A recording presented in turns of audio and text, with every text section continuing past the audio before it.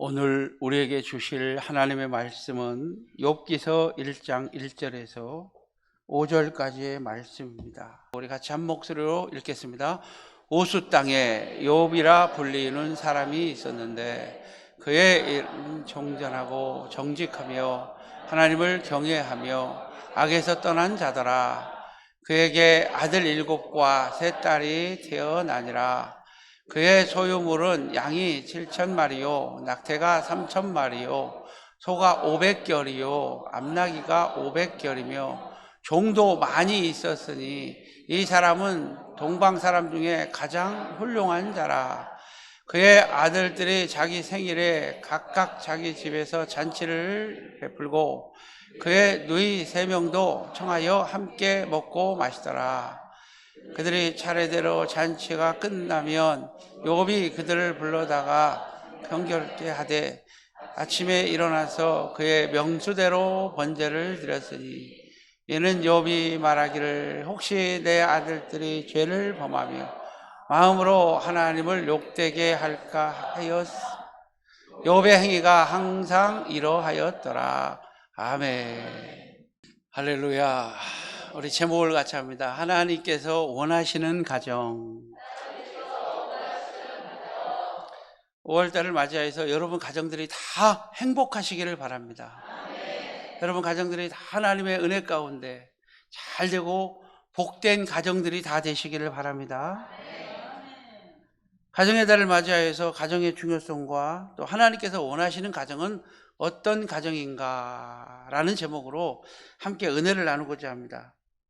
미래학자 토플러, 세계적인 미래학자 토플러는 그의 저서 미래의 충격이라고 하는 저서에서 3가지 충격을 얘기하고 있습니다. 미래의 충격이라고 하는 저서의 내용에는 3가지 충격이 나오는데, 첫 번째로는 새로운 문명으로 말미암아 새로운 기술로 인한 충격, 새로운 기계와 이것을 가지고 일해야 하는 사람들의 어떤 충격, 특별히 이제 세대 차이 난다고 그러죠. 컴맹이라는 얘기도 들어봤죠.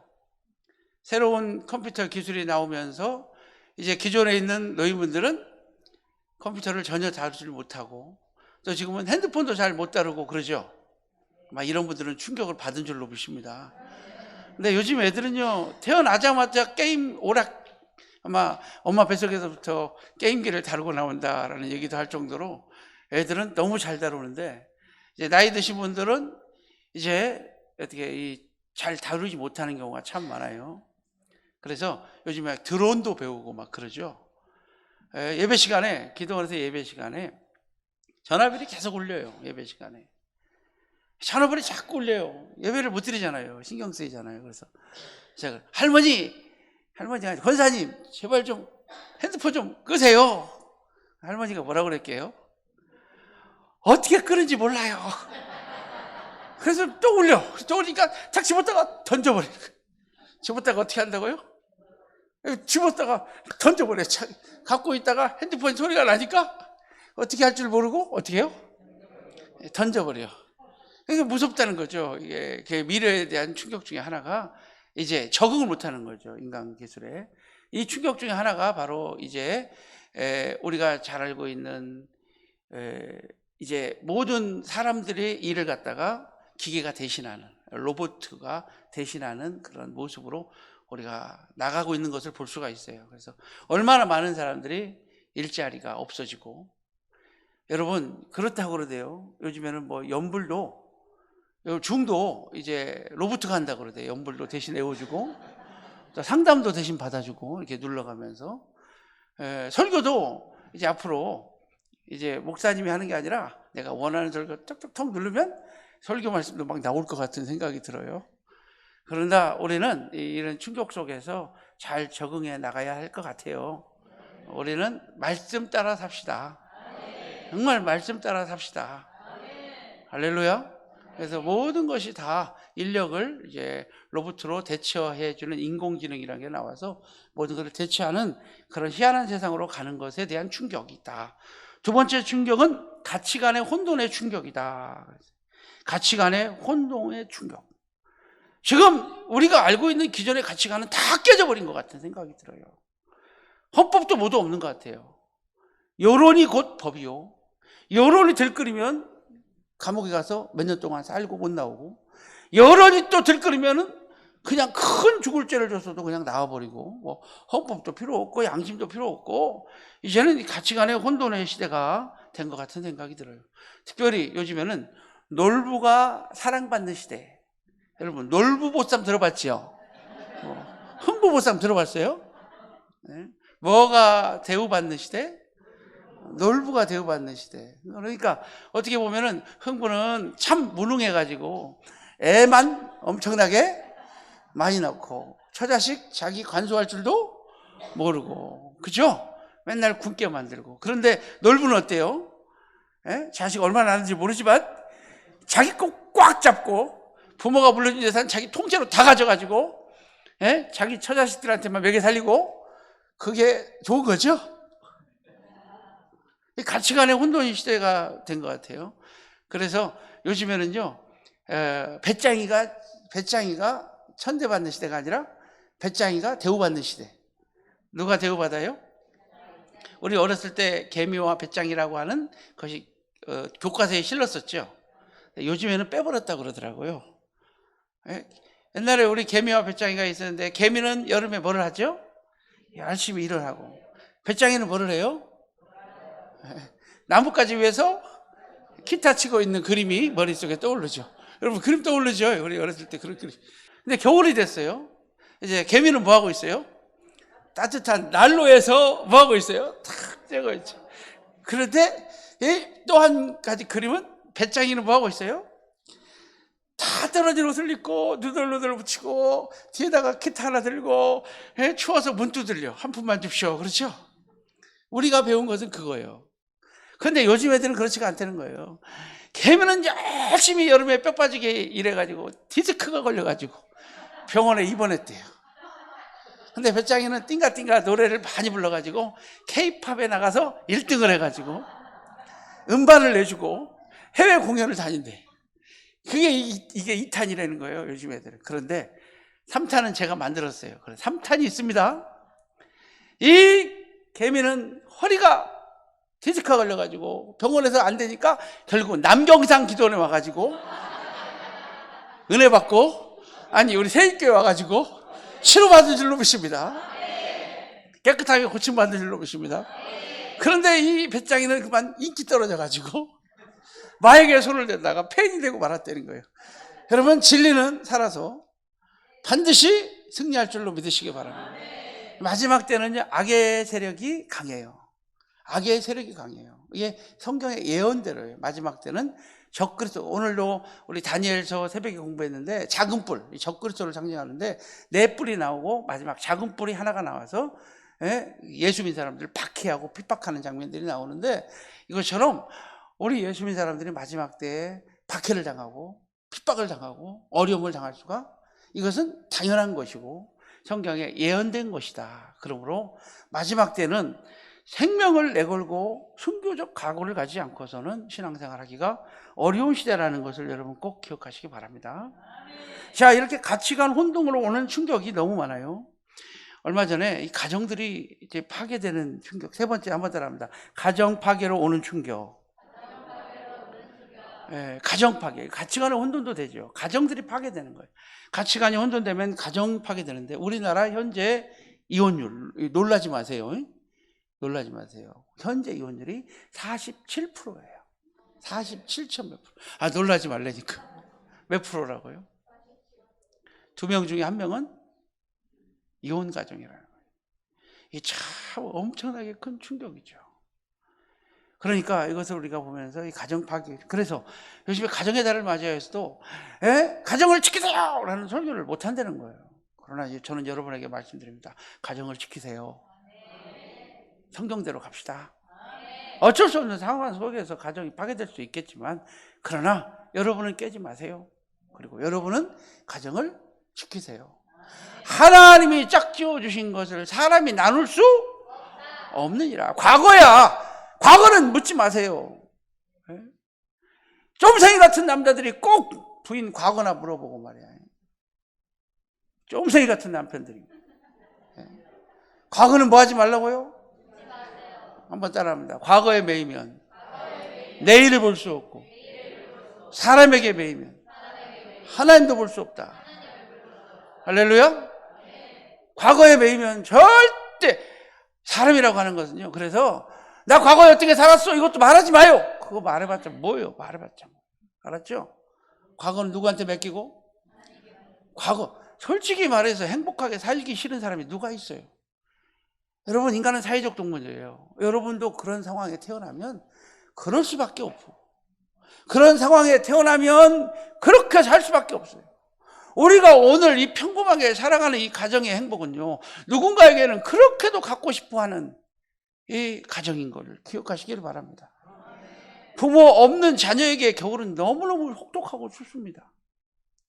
부모 없는 자녀들에게 있어서 세상은요, 다 도둑놈들만 있습니다. 여러분은 부모님의 사랑을 받고 부모님의 보호를 받았기 때문에 세상이 참 아름답다 그렇게 살지 모르지만, 부모 없는 자녀에게는 세상이 그렇게 아름답지만 않아요. 다 도둑놈이에요. 다 도둑놈이고, 다 나쁜 놈들이고, 다 악의 세력들이에요. 정말 그런 데만 끌려다니고, 그렇게 인간 살다가 그렇게 죽어버리는 분들도 참 많이 있는 것을 볼 수가 있어요. 그러므로 여러분이 이렇게 예배 드릴 수 있는 것도 그건 하나의 은혜예요. 은혜지요? 지금 내가 서 있는 것이 누구의 은혜요? 내가 지금 소중하게 생각하지 않은 것, 사소한 것 다 누구의 은혜예요? 내가 별거 아니라고 생각했던 거, 여러분 누군가에게는 얼마나 소중한 것인지 몰라요. 부모가 여러분 항상 잔소리 하니까 잔소리가 우습지요? 잔소리가 귀찮지요? 저도 결혼을 참 잘한 것 같아요. 결혼을 참 잘했어요. 우리 집사람의 최고의 인간 세상의 최고의 선택은 남편 잘 얻은 거예요. 맞아요? 네. 저도 참 부인을 잘 얻어요. 부인이 나를 사랑해 주니까. 아직도 눈꺼풀이 안 급해져가지고 얼마나 귀찮은지 몰라. 네. 사람들이 다 있는데도 막 딸려오더니 막 머리를 막 빗겨대. 아, 창피해. 나도 빗기지 마. 그래도 뭐예요? 막 창피해. 요즘에 창피하다고 그러니까 어디 끌고 가가지고 머리 빗기고 그래. 제가 머리가 좀 그러거든요. 지금 머리가 많이 났지만 홍했었거든요. 그러니까 바람 불면 홍하니까 그런데 이것이 귀찮은 거예요. 때로는 귀찮을지 모르지만, 지금은 나를 위해서 이렇게 옆에서 잔소리해주는 엄마가 귀찮을지 모르지만, 그 잔소리하던 엄마가 어느 날 갑자기 사라진다면 그제서야 깨닫게 될 거예요. 그러나 그때는 이미 늦어버립니다. 여러분, 가정이 얼마나 소중한지 몰라요.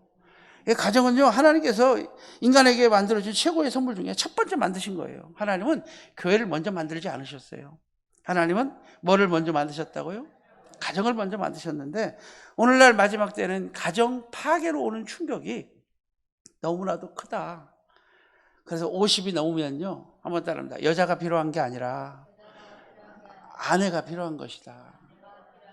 예? 지금이야 젊으니까 이쁜 여자만 찾아다니고 좋은 것만 보이고 그러대요. 남자는 20대도 어떤 여자 좋아하냐 그러면 30대도 40대도 70대도 누가 이렇게 대답을 잘하는 거예요? 이게 정답이에요, 정답. 그러나 여러분, 세월을 좀 흘러가 보면은 여자가 필요한 게 아니라 이제 아내가 필요할 때가 와요. 그 아내가 늘 옆에 있으니까 여자가 더 보일지 모르지만, 우리 인생은 정말 아내가 필요한 줄로 보십니다. 그래서 어떤 이제 회갑년에 61살에 회갑년을 탁 여는데 너무 행복하게 부부가 사는 거예요. 너무 행복하게, 너무 사랑하면서 살으니까 감동을 받아가지고 하나님이 천사를 보내가지고, 누구를 보내가지고? 천사를 보내가지고, 예? 이 두 부부에게 소원을 하나씩 들어준다고. 부인에게 무슨 소원을 해주기를 원하느냐. 그래. 건강하게 살다가 하나님 나라 가는 겁니다. 그랬대. 그랬더니 남자한테 너 소원 있냐고 그랬더니 있대. 그러면서 여기서 말하라. 여기서 말 못한다고. 잠깐 저기로 가자고. 천사를 데리고 화장실 뒤로 들어가더니 소원이 뭐냐고 그랬더니 30년 젊은 여자랑 한번 살아보고 싶다고.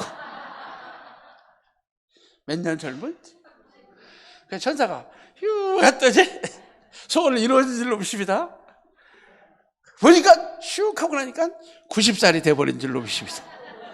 누가 90살이 돼버렸어? 그럼 소원 이루어진 거예요? 안 이루어진 거예요? 이루어진 거예요? 우리 옆 사람 보고 인사합시다. 자, 만족하고 삽시다. 내가 늙을 때 함께 늙으니까 고맙죠. 그죠? 이렇게 같이 옆에 있는 것만도 감사.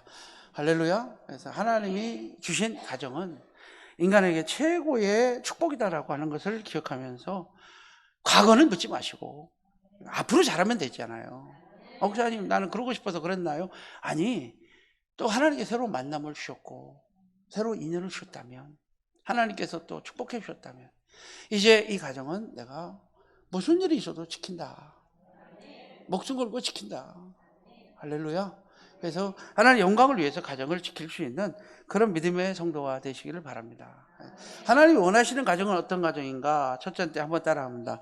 가장 중심의 가정. 오늘 욥의 가정을 보니까 욥의 가정은 정말 동방에서 가장 훌륭한 자라 이렇게 말을 하는데, 욥의 가정은 가장 중심, 욥 중심의 가정이었던 것을 볼 수가 있어요. 우리도 정말 가장 중심, 순종하는 자녀들 되시길 바랍니다. 우리 부모에게 순종하는 자녀들 되시길 바랍니다. 부모에게 순종하는 것이 하나님의 명령입니다. 누구의 명령? 오늘 아내들에게 말합니다. 남편에게 순종하세요. 이것이 하나님의 명령입니다. 아멘 소리가 갑자기 적어지는 이유는 뭘까요? 우리 남자분들한테는 그렇게 성경에 아내들에게 순종하라는 말이 없는 것 같아요. 왜 그러냐면 알아서 잘 순종하니까. 맞아요? 아니, 부모에게 순종하라는 말은 있어도 자녀에게 잘하라라는 말은 없어요. 왜? 잘하라고 안 해도 부모는 자녀에게 뭐 하니까?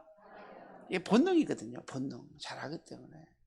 그러니까 오늘 남편들은 아내에게 잘하는 것도 이것도 본능 중에 하나예요. 그죠? 갑자기 남편들 말 아멘 하는 거. 근데 여러분, 아내들에게 성경은 이렇게 말합니다. 우리 에베소서 5장 22절. 우리 하나님 말씀대로 갑시다. 우리 같이 큰 소리로 시작.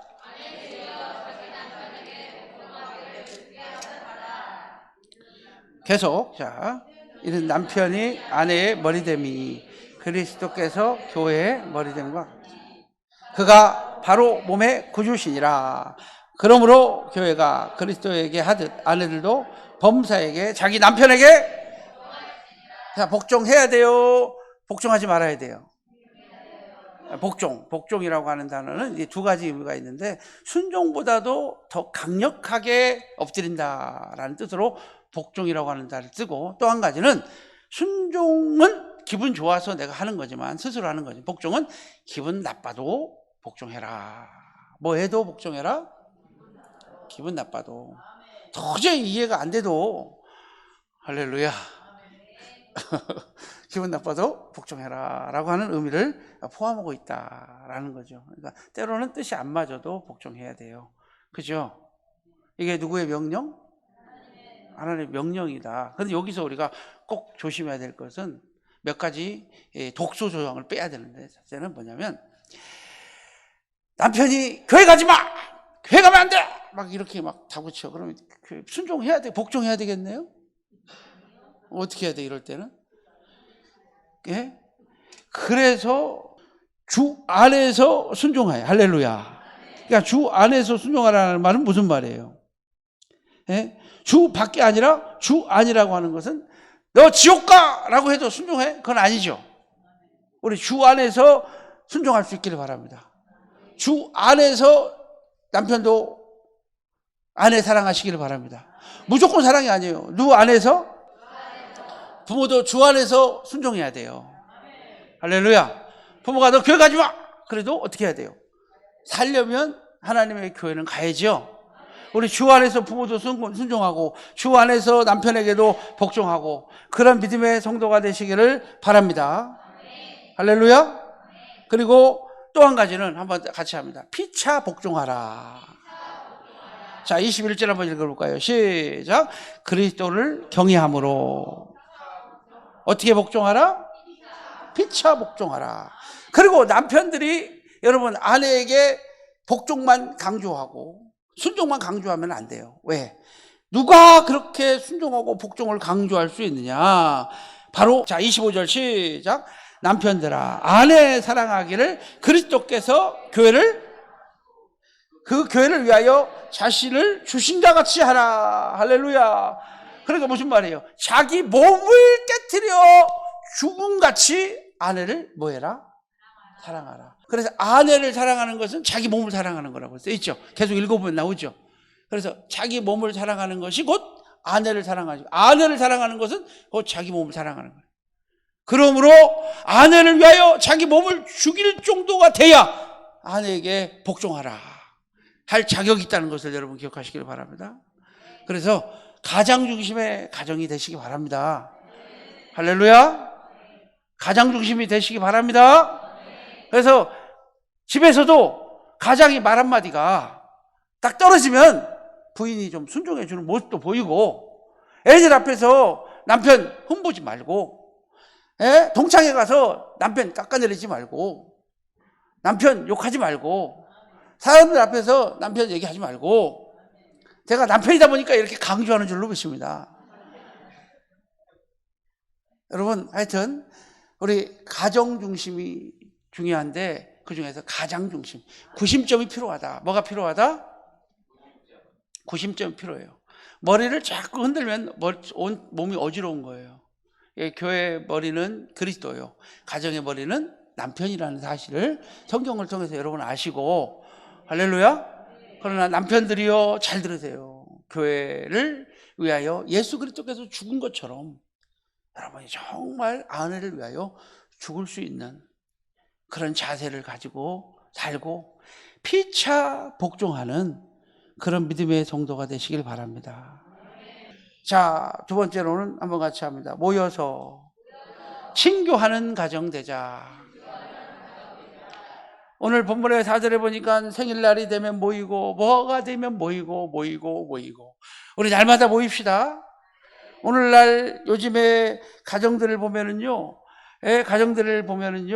참 복잡한 가정인 것 같아요. 무디는 현대인의 가정을 정원이 아니라 정글이다 이렇게 표현했대요. 뭐라고요? 눈에 보이는 것이 아니라 전혀 서로 알 수 없는 것도 알 수 없다는 거죠. 과거는요, 한 방에서 형제들이 다 같이 잤죠. 그죠? 사형제가 다 같이 잤죠. 딸 5이 한 방에서 잤대. 전화도 하나밖에 없었어요. 이불도 한 이불을 덮고 여기서 땡기면 저쪽이 춥고 저쪽에서 땡기면 저쪽이 그랬던 것 같아요. 우리 과거에. 그리고 오강도 몇 개였어요? 오강도 하나였어요. 전화도 하나였어요. 그러니까 이 딸이 뭐 하고 다니는지를 다 알아. 그렇죠? 우리가 연애할 때만 해도 우리 집사람이 전화를 갖다가 공중전화 카드를 사가지고 저한테 전화를 하루에 한 번씩 하는데 5,000원짜리가 금방 똑 떨어져 버려. 그러면 뭐라고 그럴까요? 내가 집에 가서 전화할게. 집에 가서 전화하면은 거실에 있는 전화기를 갖다가 끌어가지고 어디로? 자기 방으로 들어가서 이불에서 푹 쓰고, 그러면 옆에 있는 누나들이 가만히 둘까 안 둘까? 이 천대와 멸시를 받으면서 전화한 줄로 믿습니다. 그래서 선택은 참 잘한 줄로 믿습니다. 자, 그러니까 한 방에서 다 이렇게 살았기 때문에 서로가 서로를 너무나 잘 알아. 근데 지금은 정글이래요, 정글. 여러분, 이렇게 서로 교제하고 서로 하나 되는 축복된 가정이 되시길 바랍니다. 할렐루야. 우리 그런 가정 됩시다. 서로 만남이 있고 모임이 있고 우리 행복한 가정 되시길 바랍니다. 마지막 세 번째로는 한번 따라합니다. 예배 중심의 가정. 여러분, 욥의 가정은 예배 중심의 가정이었습니다. 할렐루야. 명제대로 하나님 앞에 번제를 드리고 또 제사를 드리고, 여러분, 예배를 멸시한 엘리의 가정은 파괴되고 말았습니다. 예배를 멸시한 엘리의 가정, 우리가 어렸을 때부터 자녀에게 예배를 가르칩시다. 아멘 크게 하세요. 어렸을 때부터 자녀들에게 예배를 가르칩시다. 때려서라도 예배를 가르칩시다. 그러면 하나님이 다 책임져 주십니다. 엘리의 두 아들은 불량자라 하나님을 알지 못하였다. 왜 알지 못하면 그들은 하나님 앞에 제사 드리러 올 때에 먼저 하나님께 드리고 나서 그리고 아론의 자손들에게 고기를 줬단 말이에요. 먼저 하나님께 기름을, 좋은 부위를 태워서 하나님께 드리고 그리고 고기를 제사장한테 줬는데, 이 제사장들이 못돼가지고 태우기도 전에 먼저 가져가. 하나님 앞에 드리기도 전에 먼저 자기 것을 챙겨. 먼저 하나님의 성물을 제사장만이 만질 수 있잖아요. 그러니까 자기 걸 먼저 챙기는 거예요. 그러니까 결국은 하나님의 제사를 뭐 했다고요? 멸시했다는 거예요. 그래서 하나님께서 제사를 멸시했다면 제사장이었던 이 홈리와 비나스만 죽어야지 왜 엘리까지 죽냐고. 엘리가 뒤로 넘어져서 목뼈가 부러져서 죽죠. 이 엘리의 가정의 이 죄악은 제물로도 살 수가 없다는 거죠. 얼마나 죄악이 큰지. 그 가정을 멸하시는데 엘리가 죄인이냐 죄인 아니냐. 엘리에 대해서, 엘리는 아버지예요. 아버지가 큰 죄를 졌다는 거예요. 자녀들이 죄를 짓지만 그 죄는 누가 진 것이다? 우리 그 부분을 한번 읽어봐요. 사무엘상 2장 29절. 너희는 어찌하여 내가 내 초소에서 명령한 내 제물과 예물을 밟으며 내 아들들 나보다 더. 여러분, 죄는 누가 졌는데? 아들들이 졌는데. 하나님께서는 벌을 누구에게 내리시는 거예요? 엘리에게 드리는 거예요. 다시 읽어봐요. 시작. 너희는 어찌하여 내가 내 처소에서 명령한 내 제물과 예물을 밟으며 내 아들들을 나보다 중히 여기어 내 백성 이스라엘이 드리는 가장 좋은 곳으로 너희들을 살찌게 하느냐. 이게 무슨 말이에요? 엘리에게 하나님이 책망하시는 거예요. 결국은 하나님보다 자식 사랑하면 망한다. 우리 늘 따라하라고 그러죠? 한번 따라합니다. 하나님 사랑하는 것이 자식 사랑하는 것이요. 할렐루야. 자식 사랑하는 것은 세상 사랑하는 것이다. 여러분, 정말 자녀들을 하나님께 한번 맡겨봐요. 하나님을, 자녀들을 한번 하나님께 맡겨봐요. 내가 어떻게 키울 수가 없어요. 그러기 위해서는 사무엘처럼 교회에서 자라나게 합시다.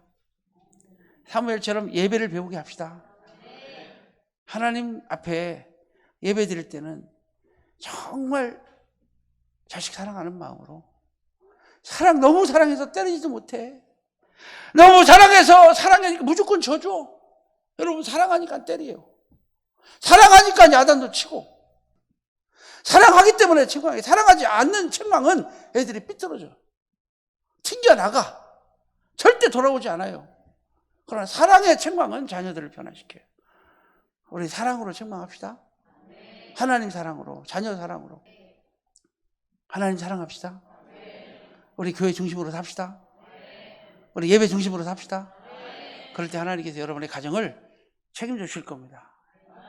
물질은 하나님께 맡기고, 내가 번 것은요, 안 벌고 병들고 문 닫으면 금방 없어져요. 그러나 한번 따라합니다. 하나님이 주신 복은 없어지지 않는다. 내가 벌려고 하지 말고 복 받으려고 하셔. 하나님이 주신 복은 없어지지 않아요. 하나님이 주신 복으로 여러분 가정이 세워지시기를 주님의 이름으로 축복합니다.